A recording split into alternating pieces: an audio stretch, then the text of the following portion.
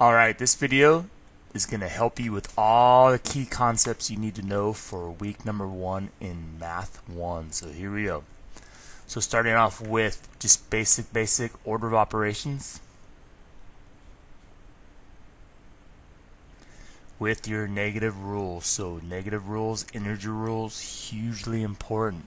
Knowing that negative 8 plus 3, you're not adding.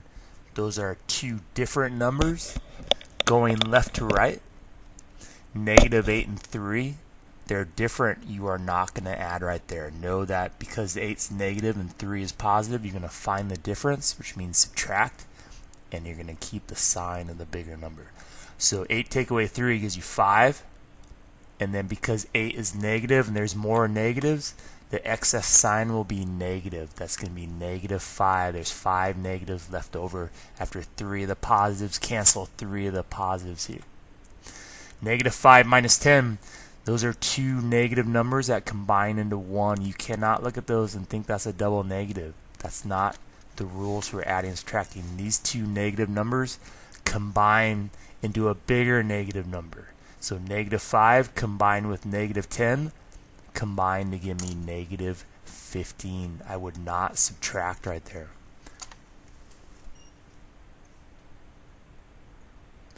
Bring down the plus 15. And then those are opposites. Negative 15 plus 15.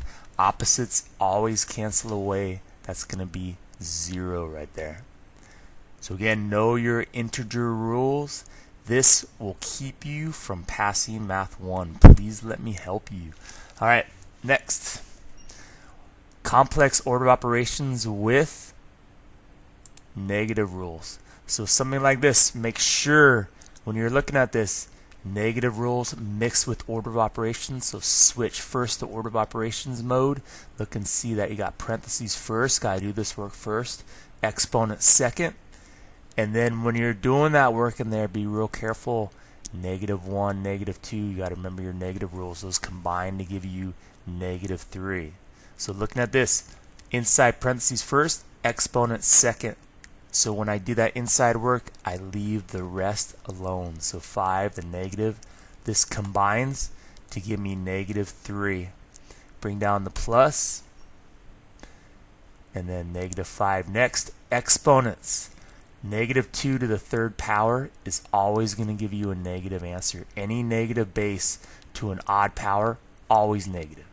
Any negative base to an even power, always switches back to positive.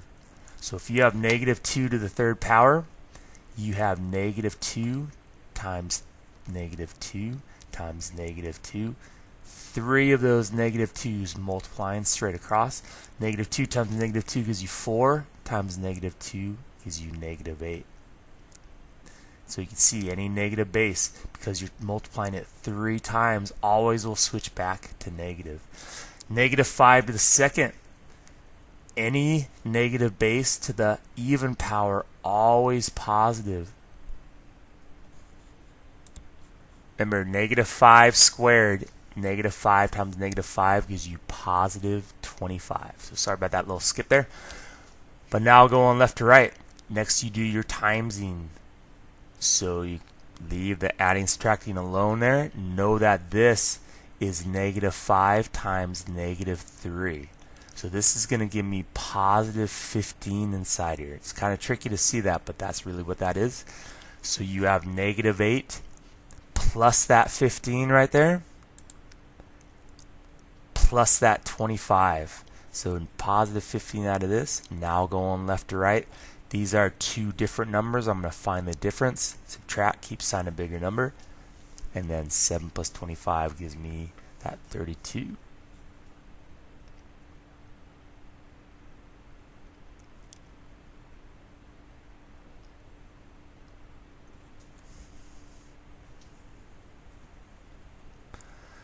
Alright, number 3, know your complex brutal order of operation fraction problems. So in a problem like this, you want to make sure you do all the work on top and then you do all the work on the bottom before you do any simplifying. So all the work on top here, I'm going to do parentheses first, this work, and inside the parentheses, I need to make sure I don't add right here. Inside the parentheses, still got to follow order of operations. So inside here, I do the 2 to the second power first, and then I add it to 3 right there. The bottom part, I just do this work in the parentheses.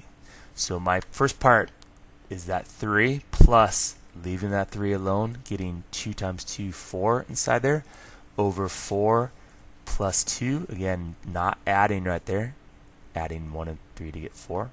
Next, I'm going to do this part of my parentheses, so 3 plus 4 gives me 3, where is that? There we go. So 3 plus 7 over 4 plus this 8 ends up being top 10 over 12. So again, don't add right here. Do the timesing first. Then you could add it. So 10 over 12, I'm sorry, reduces into 5 over 6. Reducing means dividing top and bottom by the same number. These are equivalent numbers. These are equal, but just in a different form. One is reduced. All right, now for our sequences. This is really crucial for Math 1, especially first semester. So first thing you know is there are two kinds of sequences, either adding ones, arithmetic, or timesing ones, geometric. You need to be able to tell what's going on. For this, if I look at 4 and 14, if I subtract, I get 10. If I subtract 24 minus 14, I get 10. If I subtract 34 minus 14 or 24, I get 10. So you can see I'm going up by adding 10 each time. That makes it arithmetic. Any arithmetic sequence, always straight line. You're adding by the same number each time. Know this new function notation. The first term, we're going to call it the function at 1. That is still the first term. This is the function at 2, function at 3, function at 4. So to find that fifth term, knowing that the fourth one, there's 34, and I'm adding 10 each time, I just need to take that 34 and add 10 to get 44. So that gives me my fifth term, 44. Now going backwards for a sequence, if you're adding going one direction, going to the left, you do the opposite. You subtract by 10. Plus 10, 14, plus 10, 24, plus 10, 34. But when you go backwards, 34 minus 10, 24, 24 minus 10, 14, 14 minus 10, 4. So to find that zero term, take 4 minus 10, and that will give you the zero key term. So here you need to know your negative rules. 4 minus 10, find the difference, keep the sign of the bigger number. All the stuff to remember, plus right here at the end, knowing your negative rules. Being weak with your negative rules will make sequences tough. Practice your negative rules.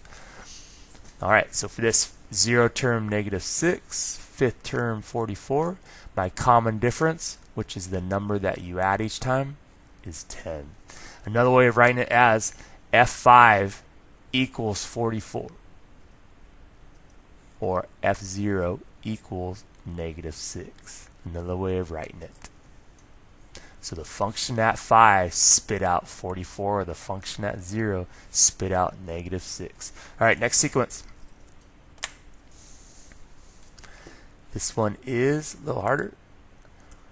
This one, again, first term, the function at 1 spitting out 2, the function at 2 giving you 8, the function at 3 giving you 32. You can see I am timesing by 4 each time. That makes it a geometric function. A geometric sequence, timesing. Geometric sequences, or your timesing ones, always give you an exponential graph, a line that shoots way up. So for this, if I'm timesing by 4, and I know the term right here, I could easily find that next one by taking that 128 and timesing by 4 again to get that fifth term. So 128 times 4 gives me 512. And now remembering, timesing by 4 to the right, but to the left doing the opposite, dividing by 4, but we don't want to do division in these sequences. You need to know that dividing by 4 is the same as multiplying by its reciprocal.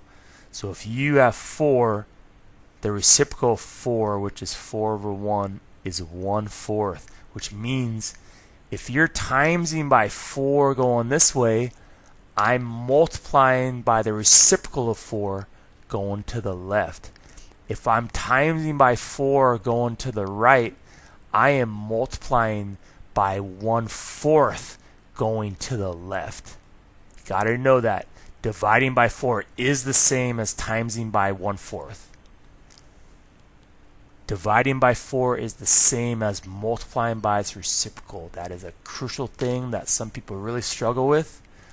So timesing by 4 over 1 this way, timesing by 1 over 4 this way, timesing by 4 this way, timesing by the reciprocal of 4, 1/4 going this way. And it makes sense. 32 times 1/4 is 32 over 4, which is 8. 8 times 1/4 is 8 over 4, which is 2. And I know that's tough, but now taking that 2 and timesing by 1/4, got to know how to multiply whole numbers and fractions.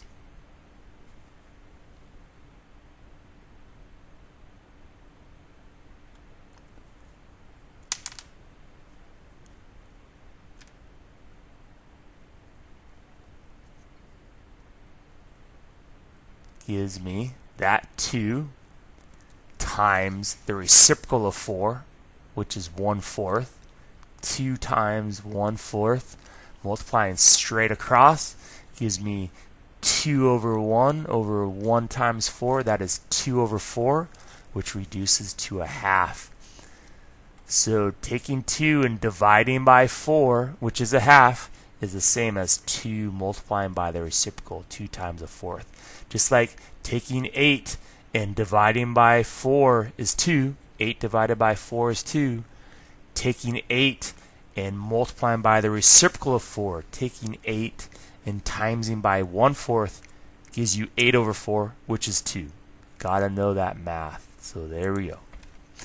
Multiplying geometric sequences. Know it. Study it, please.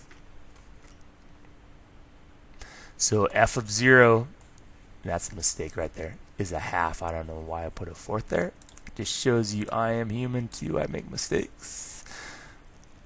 Alright, so we'll think that didn't happen there. Alright, next sequence.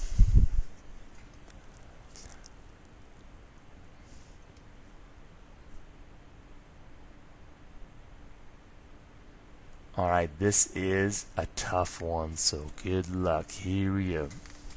One that switches from negative to positive, negative to positive. The only way that can happen is if you're multiplying by a negative number.